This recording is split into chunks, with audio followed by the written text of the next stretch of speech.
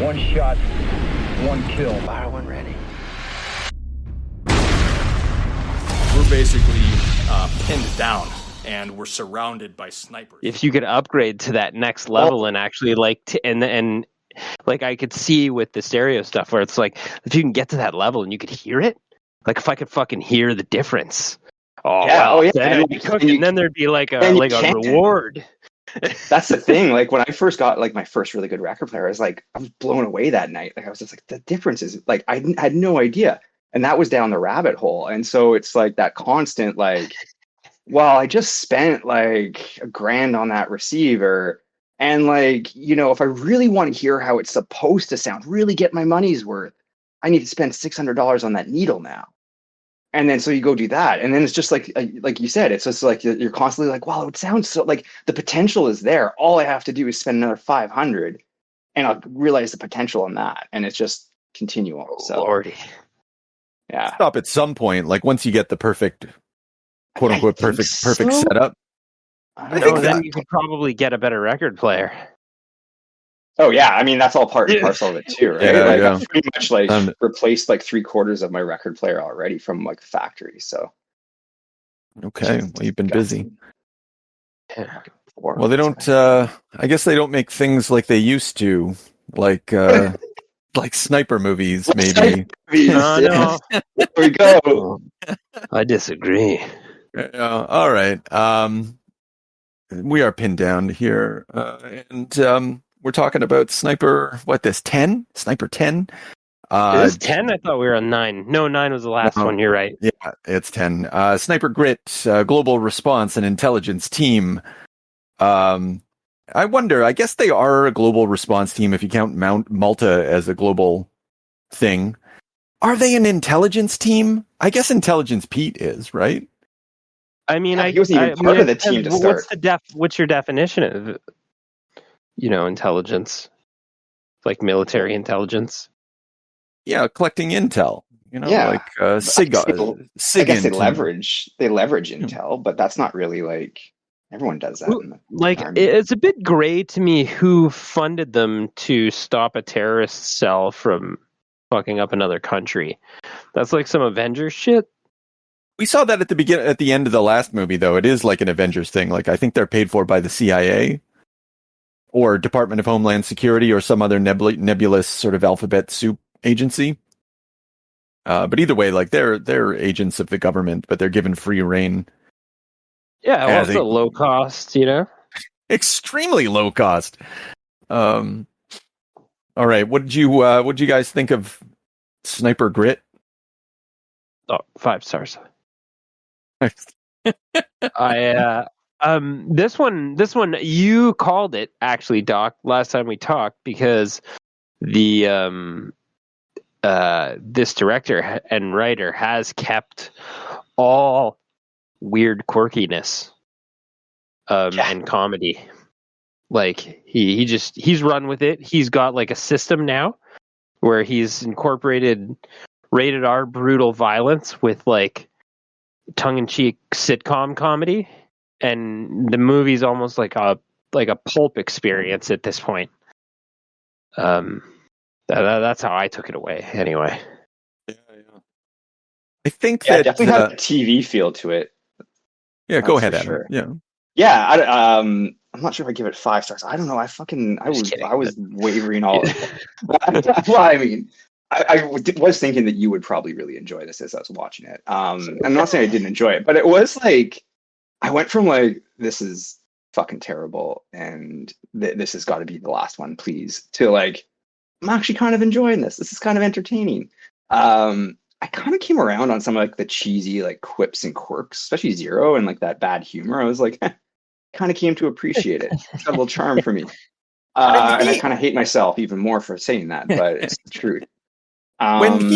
When he memorized the that one Maltese saying, like Bubalo wants to see you on the roof. It's private. Yeah. Honestly, that was pretty funny. I was like, shit, that's a really funny idea. And like you said, James, it is a sitcom circumstance. It's a weird place to find that. But anyway, yeah, go on. Yeah, or even when the girl was like, oh, like he wants to see me private, like on the roof, and she's like, how do I look? And he's like, it's private. Kind of like had that nice kind of pervy thing to it, like oof. Yeah.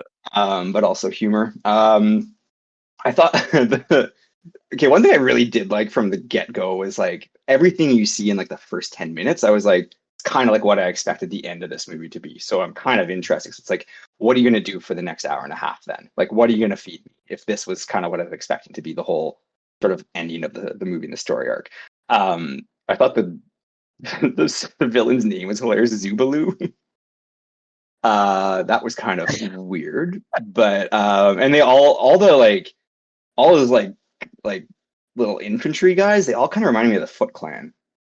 They all had like those green, like I know the Foot Clan weren't green, but they were the green with like shitty like loose fitting masks, and they were just like anytime you thought you were done with them, it was just like you turn around and there's like 25 of them filtered into the room. Oh! Did really like the Doctor. I thought he was a great, like perfect, like stereotypical like villain. Dr. Evil. Yeah, kind of like Dr. Evil, but obviously a bit more serious. But all in all, I also had some kind of Kill Bill vibes to it. There was like, especially when they did the bit of the backstory on Yuki and like, the assassin and I don't know, it just kind of reminded me of Kill Bill. There were some church scenes that had a Kill Bill kind of like vibe to it.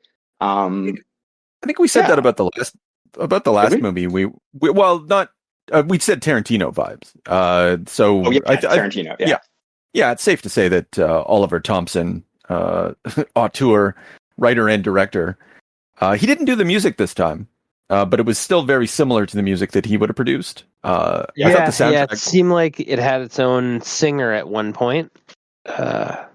Well, there was that really unfortunate. That was the low point for me as far as music goes in this movie when they did that. It's not a Johnny Cash song, but like the I don't even know what the song's called, but I always associate it with Johnny Cash. And yeah, just it didn't come off very well, which is unfortunate because it was like the big fight scene, like the big gun battle, and I know what they were going for.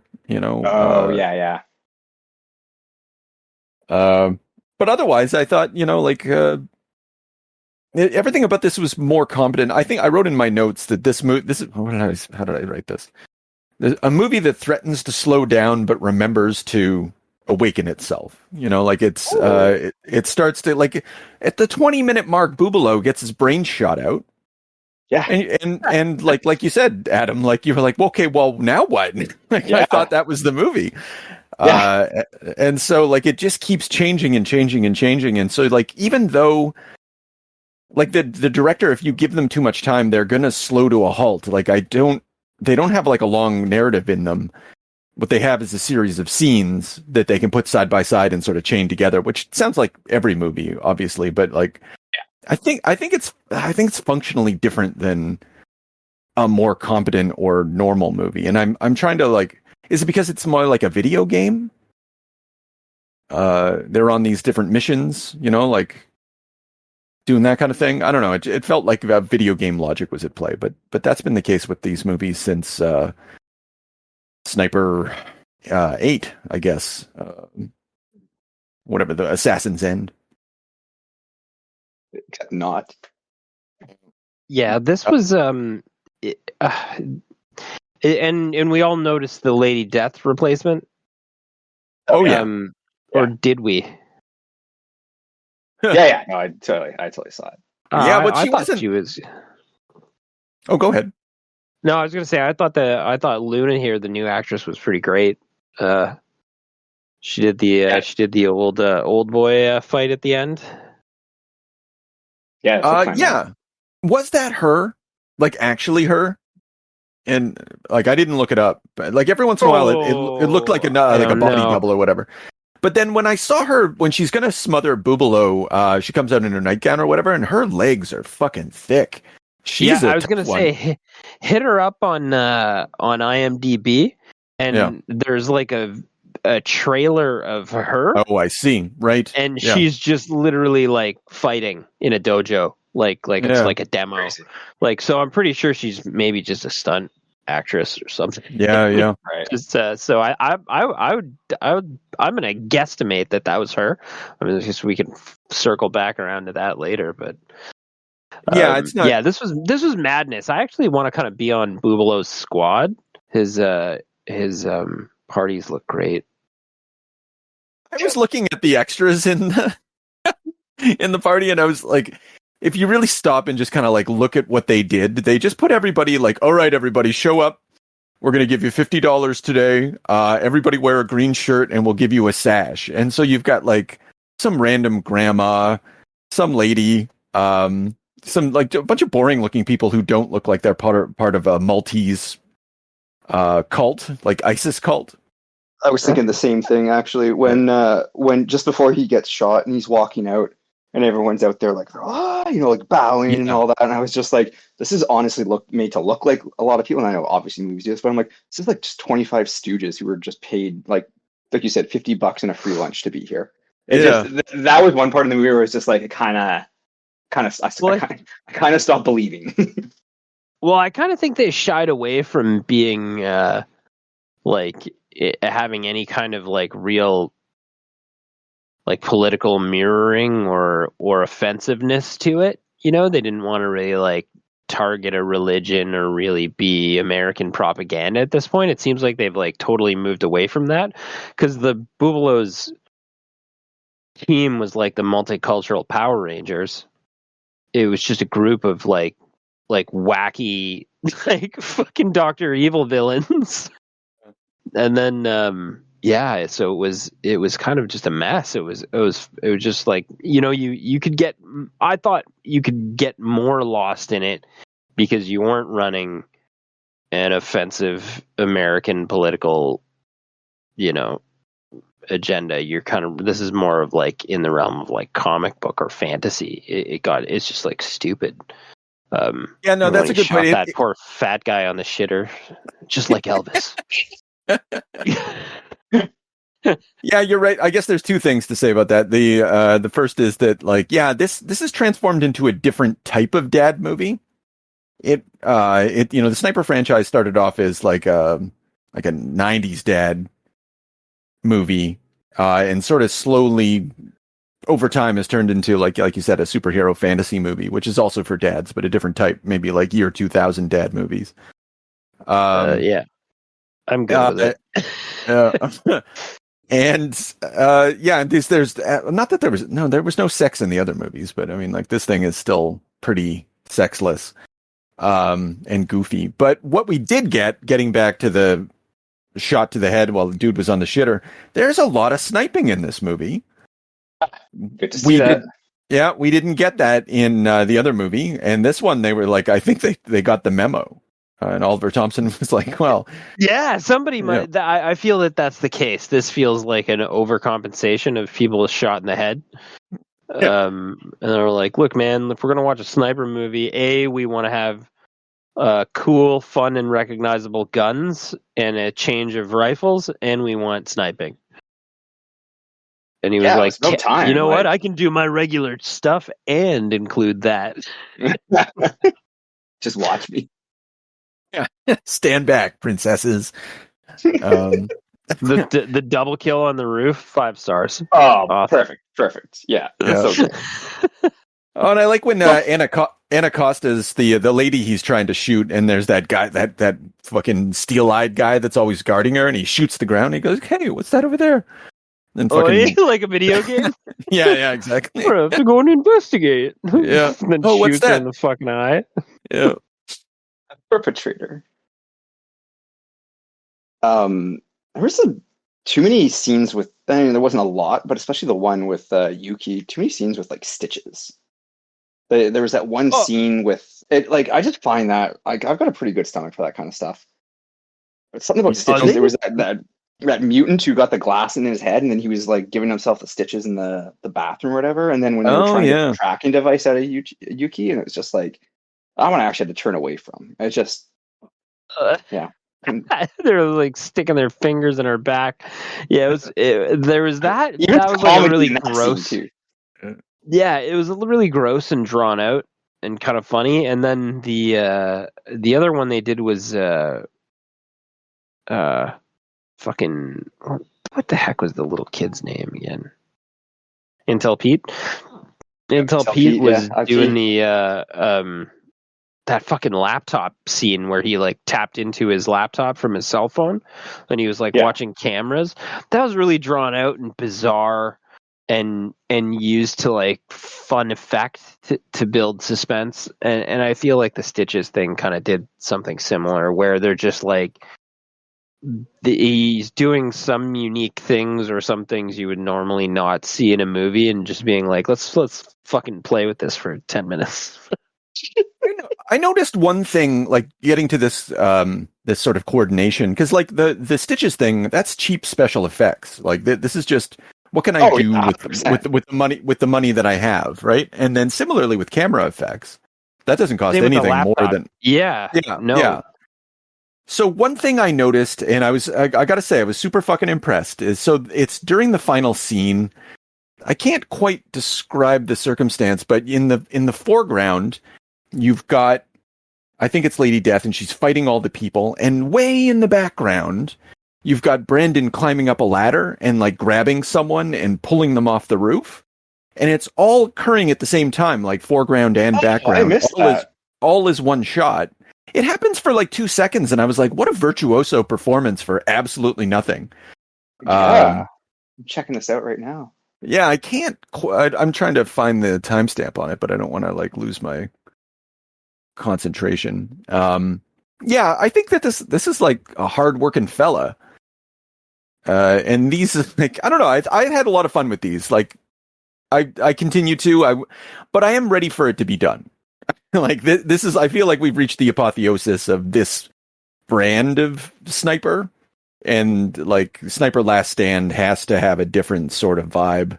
I don't know what that vibe will be, but like I'm ready for a little bit of a different scenario here. Yeah, no, I hear you. Now I'm distracted because I'm looking for that timestamp and just I'll let you know when I get it. But I had no idea that was all going on in the background. You know what the budget was for this thing? Not a clue. Do you know? Just on me, I don't think there was a single explosion. I might have missed one, but I don't think there was any real like serious pyro or special effects.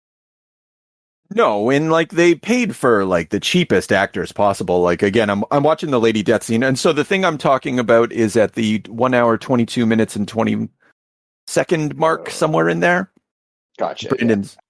Brandon's climbing up. Anyway, we don't need to live action it. Well, we. Oh yeah! Wow, he pulls him off the roof during the fight, and it's keyed to like a sound effect or whatever. But anyway, the people she's fighting are literally nobodies, and like they're not particularly skilled. They just kind of like sweat and grunt while she does sort of good fighting around them. Thought that was really well done. Totally. Now that you say that. That doesn't make it bad. I mean, like Oliver's doing the best that he can. She's pretty well a fairly good choreographer. So like, all you need is like a pretty random stunt man, and for her to lead into a triangle choke and shit. Yeah, she did awesome. I don't know. I think that was her the whole way. I'm beginning to think so too. And this final scene when like she's just beat up all those guys, she looks back and she looks like and all those guys with guns, and then the slow motion bullets. There's this triangular, like there's a literal triangle of violence occurring between the three of them in this moment. And, I gotta give props. Like this is the best that this, I feel like I say this all the time, but this is so much better than it deserves to be. But like, I think this is even better than the previous movie, the Rogue Mission or whatever. I think this is what Oliver Thompson was born to do. I notice he hasn't made any new films since. I think he recognized it as well. So on the budget, there is nothing publicly available. Okay. Now, is there anything but your sources tell you that my sources tell me?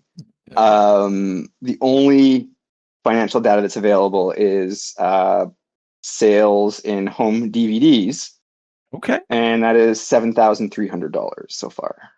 Who's gonna buy like an actual DVD? Because like we've never owned a DVD of these movies. No, God no. It's just kind of interesting. There's no. I think it's on the American Netflix. That's because it's streamed there. I think no, that was Last Stand. Actually, I really don't know. I didn't look too much into it. I assume whatever murky ecosystem this sludges out of is sufficient to keep it alive. I mean, obviously it is. Yeah, I mean, I'm sure they break even, so they got to do a little bit more than that, just to otherwise, the Sniper brand. Yeah. It's kind of like I'm sure the Sniper brand has, shockingly, its core following. Proof is in this room. Yeah, we're it. We're it. We remember Sniper one shot, one kill. So there is, if nothing else, for nostalgia, even though it's totally evolved into something else. But yeah, I've got one more in me, but we'll see after that.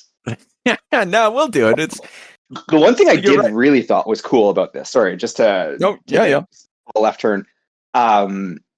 Years ago on this podcast, we were sort of doing like that In Search of the Terminator kind of thing, right? Right, yeah. And I totally saw some of that in there with the whole tracking device. There was about 20 minutes in the middle of that sandwich where it had that whole like hunting down, running away, setting the traps, and I was like, that was a kind of cool sort of thing to throw into the mix in this kind of types of story, because that's, I don't think, usually part of a sniper movie. There is that like hunter predator kind of thing, but not in the way that was.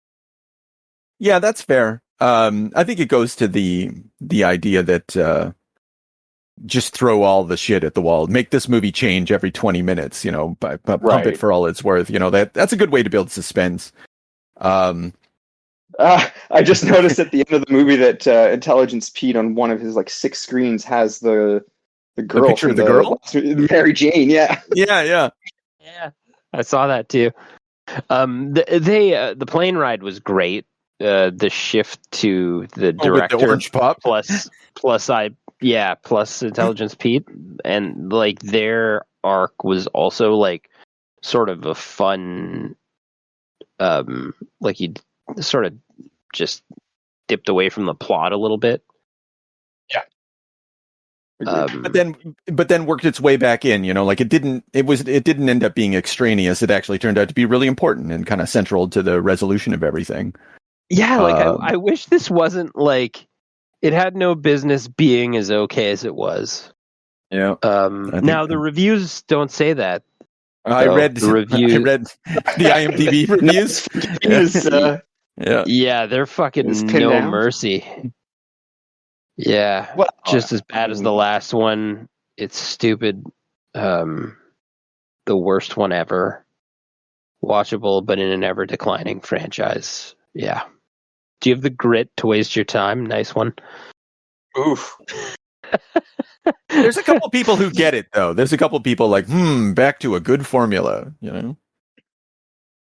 Welcome, return like, to really, form. What did you want? Like, what are we spending on this? Do we know that? No, we didn't get an answer on that. But like, if the answer is over $500,000, because all you do, like, you set your group up in Malta. Incidentally, another good thing about this is like we're back to locales. That was missing from the other movie, which was present in the Sniper franchise previously. Like you would go places and you'd see landscapes. You got to see that here. Found myself thinking, man, I want to go to Malta. You think that was Malta? I think so. Why not? Cheaper to have a shootout at a random building in Malta. Yeah.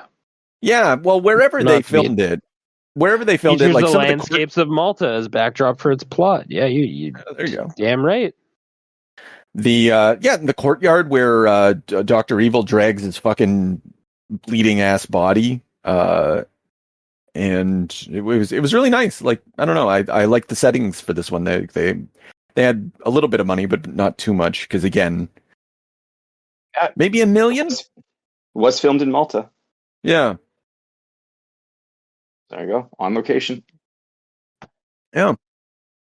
Anyway, so I don't know. I thought this was all right. Getting back to what you'd said, you said 5 out of 5, James. I think I'm going to give this one 4 out of 5 in terms of. Actually, no. Like, if I'm really judging this movie, like, it's got to be like a 3 out of 5 or whatever. But If I'm judging it on the sliding Thomas or Oliver Thompson scale, then I guess I got to say it's a 5 out of 5 as far as this brand of sniper goes. Yeah, I'd probably give it a objectively a 3 at most. It's a very rich 3. But on this the scale of sniper movies and what this guy's doing, I had low expectations, and I was more or less impressed. 4 out of 5. We got home last night because we were at my parents' for dinner, and I said, "Listen, guys, I got a podcast to do, so I'm watching a movie, and no one's gonna like it." And that happens fairly often at my house, and they just, it's not that often. So when I when I pull the ripcord, they eat it. They understand. They let me do it. And Maddie and Kate were both watching it, and Maddie said it was fire, quote unquote. Well, there you go. I watched it on the streetcar today. Well, I started watching it on the streetcar, and I realized that I kind of had to maybe tone it down a little bit.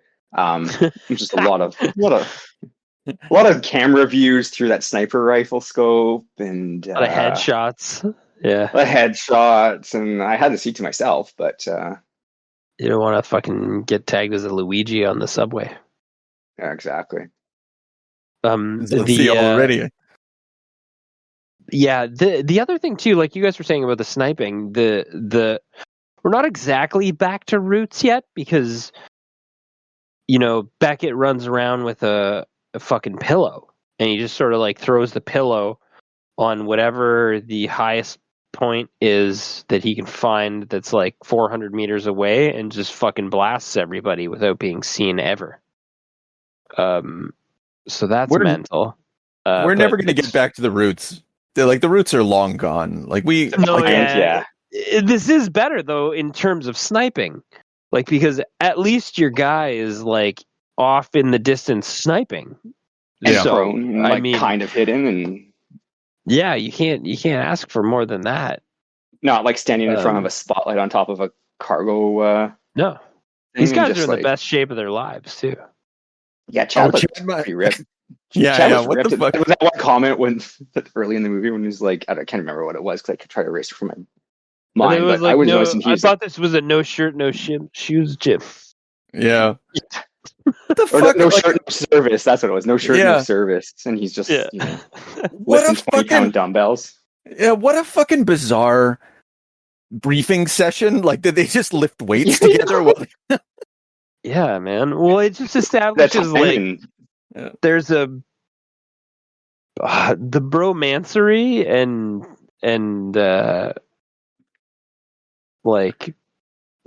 kind of gayish bro this thing that this movie has is just transcends all at this point. When they buy the clothes, when he's is this the best he gets that Dream Lover shirt for Brandon, but then he gets him the aviator glasses, and he's like, "You got me aviators? I got you Uzi." Yeah, that's ridiculous. They were ridiculously awesome. I don't I don't think Zero's in the next movie. I don't think Lady Death's in the next movie. I don't know that for a fact, but just kind of glancing at the cover, I hope to be wrong. I hope we at least get Zero back. Could probably live without Lady Death. I think she murdered her father and walked off into the sunset. Her story's over. Yeah, I think that's right. It's always fun to get behind the guns and send some rounds downrange.